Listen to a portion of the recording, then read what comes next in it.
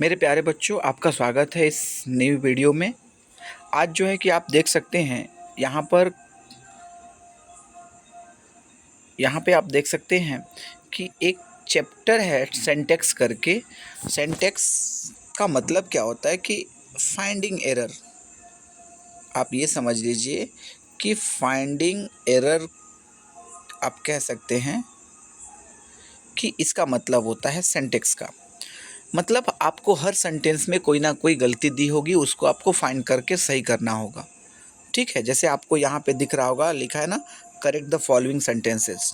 ठीक है, तो ये आज जो हम एक्सरसाइज करने जा रहे हैं, this exercise is related to article. आपने एक चैप्टर पढ़ रखा होगा आर्टिकल।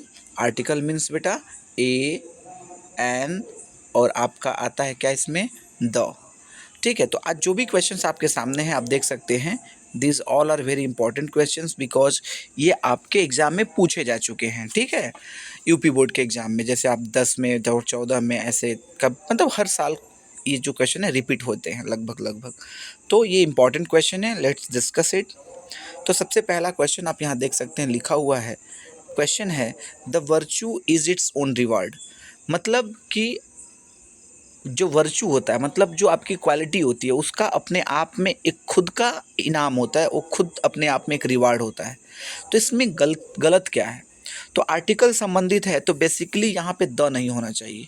ठीक है, और द क्यों नहीं होना चाहिए मैं आपको बता दूं, क्योंकि क्योंकि जो ये वर्चू होती है ना, जो वर्चू होता है मतलब गुण, ये हमारा इंटरनल इनर क्वालिटी होता है, आंतरिक गुण होता है।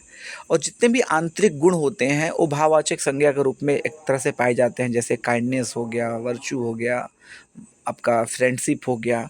ठीक है, और इनके पहले द नहीं लगाया जाता है।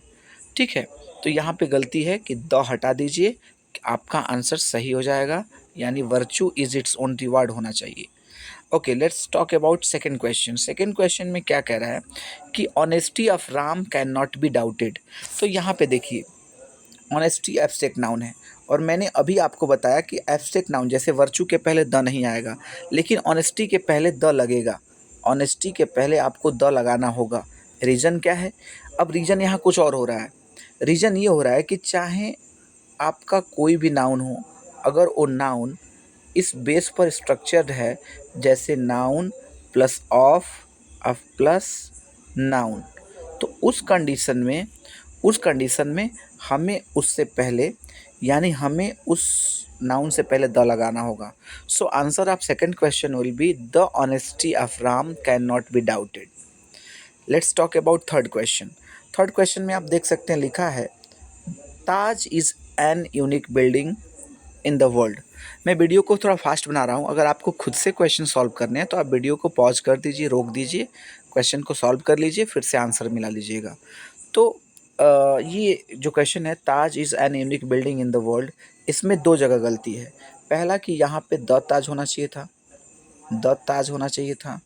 ठीक है, और दूसरी गलती ये है कि आप देख सकते हैं कि लिखा है एन यूनिक, तो एन यूनिक गलत है। ठीक है, ए यूनिक होता है। अब ये क्यों ए यूनिक होता है? अगर आपने थोड़ी बहुत भी पढ़ाई कर रही हो किए होंगे तो आपको ये पता होगा कि यूनिक जब हम हिंदी में लिखते हैं तो यूनिक कुछ ऐसे लिखाता है, राइट। यानी पहला अक्षर हमारा व्यंजन आ रहा है, और व्यंजन वाले शब्दों के पहले ए आता है, एन नहीं आता है। तो इसमें दो गलती थी, द ताज होना चाहिए था और एन यूनिक की जगह ए यूनिक होना चाहिए था। Let's talk about the question number 4। Iron is an useful metal. जैसा कि मैंने तीसरे क्वेश्चन को डिस्कस किया है, ठीक है, आपको पता चल गया होगा कि यहाँ पे जो एन का यूज हो रहा है यूजफुल से पहले, आप यूजफुल ऐसे लिखेंगे ना बाबू, यूजफुल हम ऐसे लिखते हैं, राइट। सपोज कीजिए कि यूजफुल हम ऐसे लिख रहे हैं, पहला अक्षर हमारा य आ रहा है, तो य वाला तो व्यंजन में आते हैं तो ए लगना चाहिए। सो इसमें गलत क्या है आपका? इसमें गलत है कि एन यूजफुल की जगह ए यूजफुल मेटल होगा। ठीक है, तो अगर आपको मतलब ये क्वेश्चन सॉल्व करने हैं तो आप क्वेश्चन नोट कर लीजिए, और नोट करने के बाद क्या करना है आपको, उसको खुद से सॉल्व करना है, फिर वीडियो को प्ले करके आंसर आपको मिल जाएगा। ठीक है, और सेंटेक्स में आर्टिकल से क्वेश्चन आते हैं, नाउन से आते हैं, प्रोनाउन से, प्रीपोजिशन से, वर्ब से। तो ऐसा करते हैं कि मतलब पहले हम पार्टिकुलर चैप्टर का करते हैं और फिर जो है मैं आपको कराऊंगा पूरा मिक्स, मतलब उसमें नाउन का भी रहेगा क्वेश्चन, प्रोनाउन का भी, आर्टिकल का भी, वर्ब का भी, और फिर आपको थोड़ा सा दिक्कत होगी। और वो दिक्कत सही भी है क्योंकि आपको प्री बोर्ड की तैयारी करनी है अगर क्लास 12th की, तो वो दिक्कत सही है। फिर आपका आ रहा है ये क्वेश्चन, थोड़ा कठिन है, नंबर 5 क्वेश्चन थोड़ा कठिन है। क्यों कठिन है? क्योंकि आप इसको खुद से करेंगे तो पता चलेगा। अगर वीडियो पॉज किए होंगे तो आपको ज़रूर प्रॉब्लम हुई होगी इसको खुद से करने में। लिखा है कि don't try to make fool of me. तो जैसे आपने एक फ्रेज पढ़ रखा है कि होता है मेक ए नॉइज़, आपने पढ़ा है ना, मेक ए नॉइज़, शोर करना, हल्ला करना, मेक ए नॉइज़ एक फ्रेज आता है। इन द सेम वे यहाँ पर मेक ए फुल होना चाहिए था, यहाँ पे होना चाहिए था मेक ए फुल ऑफ मी। ठीक है बच्चों, तो इसमें गलती थी। तो 5 क्वेश्चन हो गया। छठवें में आप देख सकते हैं ही इज़ एन यूरोपियन। फिर से वही बात आ गई, यूरोपियन में य आता है भैया, य, और य वाले साउंड से पहले ए आता है ना कि एन। तो यहाँ पे होना चाहिए था ही इज़ ए यूरोपियन। 7वां नंबर क्वेश्चन भी आसान है अगर आप पढ़े होंगे तो। देखिए, एक होता है रिच और एक होता है द रिच। ठीक है, एक होता है पुअर और एक होता है द पुअर। दोनों में डिफरेंस क्या है? रिच जो है और जो पुअर है ये एडजेक्टिव है, लेकिन द रिच और द पुअर ये होता है प्लूरल नाउन। रिच का मतलब होता है धनी और द रिच का मतलब होता है धनी लोग। पुअर का मतलब होता है गरीब और द पुअर का मतलब होता है गरीब लोग। तो यहाँ पे आप देख सकते हैं होना चाहिए था the rich should help the poor, यानी 2 जगह द आना चाहिए था। क्वेश्चन नंबर 7 की बात कर रहे हैं, यहाँ पे आपको 2 जगह क्या आना चाहिए था, 2 जगह द आना चाहिए था। ठीक है, यानी होना चाहिए था द रिच और होना चाहिए था the poor. Okay, very good.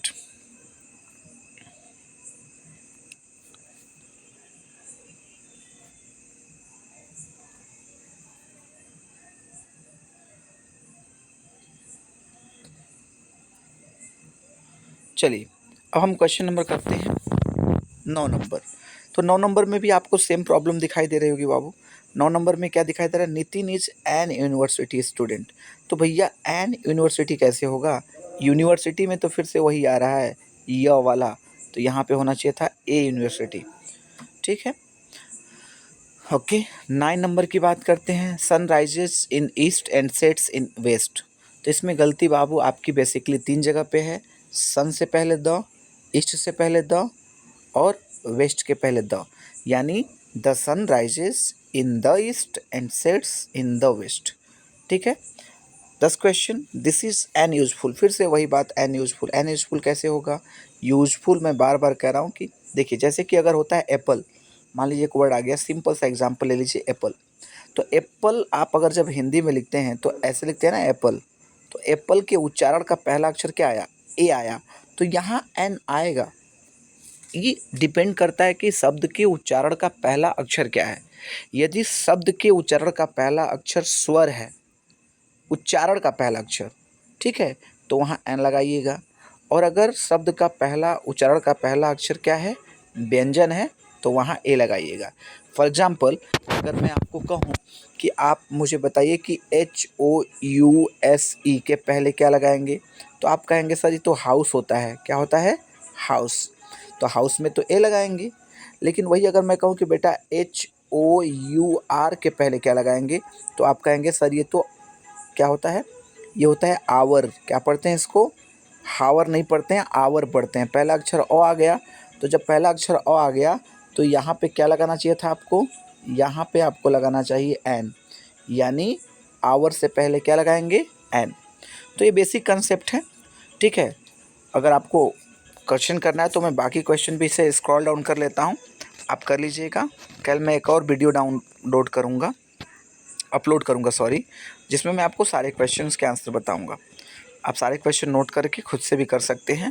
हाँ, सबसे इम्पॉर्टेंट बात कि जो भी क्वेश्चन हम कर रहे हैं ये बहुत ही एक अच्छी बुक है एक्सेलेंट की, जिस एक्सेलेंट की आप कह सकते हो 12th की बुक है।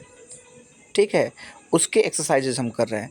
और मैं बता दूं कि जितने भी कॉम्पिटिटिव लेवल के एग्जामिनेशन होते हैं कॉम्पिटिटिव लेवल का मतलब जैसे एयरफोर्स नेवी हो गया या अच्छे अच्छे लेवल के एग्जामिनेशन की क्वेश्चंस के लेवल का क्वेश्चन इसमें आपके 12th की बुक में दिया हुआ है, उसका एक्सरसाइज आप कर रहे हैं। इसका मतलब आप आगे चल कर के बहुत ही ज़्यादा कॉन्फिडेंट होने वाले हैं इस चैप्टर को लेकर के। तो अच्छा लगे तो फिर कल भी एक वीडियो अपलोड कर दूंगा। अपना प्यार और सम्मान बनाए रखें। जय हिंद, जय भारत।